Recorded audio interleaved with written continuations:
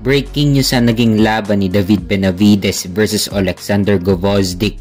Ito ang unang laban ni David Benavides sa 175 pounds sa light heavyweight division. So pagdating sa mismong laban, si David Benavides na agad ang naging pressure fighter sa laban. Pinapaulanan niya ng iba't ibang kombinasyon si Gvozdyk.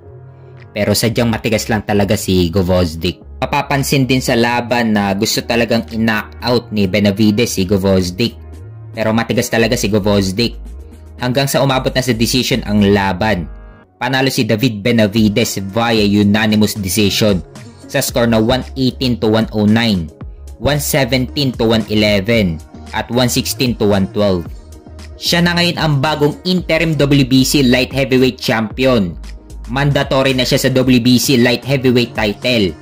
Mandatory na siya kung sino ang mananalo kila Beterbiev at Bivol.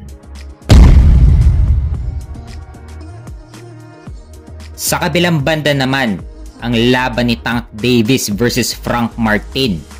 So pagdating sa mismong laban, makikita na slow starter talaga si Tank Davis. Habang si Frank Martin naman masipag bumato na suntok. Solid na kumukonekta kay Tank Davis ang mga suntok ni Frank Martin. Technical fighter ang galawan ni Frank Martin. Talagang takot na matamaan ni Tank Davis. Hindi nagmamadali si Tank Davis na in-knockout itong si Frank Martin. Naghahanap ng tamang tiyempo si Davis para mahuli itong si Frank Martin. Hanggang sa dumating ng round 8, dito na tinapos ni Tank Davis ang laban. Pinuruhan na ng pinuruhan ni Davis si Martin ng kaliwa. Habang yung kanang kamay naman ni Tank Davis nakaunat sa mukha ni Frank Martin. At sabay binanatan na ng binanatan ni Tank Davis si Frank Martin ng kaliwa. Hanggang sa pinatulog na niya si Frank Martin nung una tinamaan muna ni Tank Davis ng left uppercut si Frank Martin at sabay sinundan ng left hook.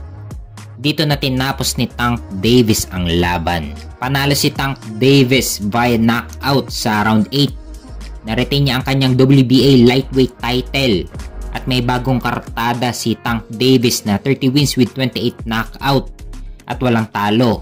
Samantalang si Frank Martin naman ay nalasap niya ang kauna-unahang talo nito sa kanyang professional boxing career na 18 wins with 12 knockout at may isang talo.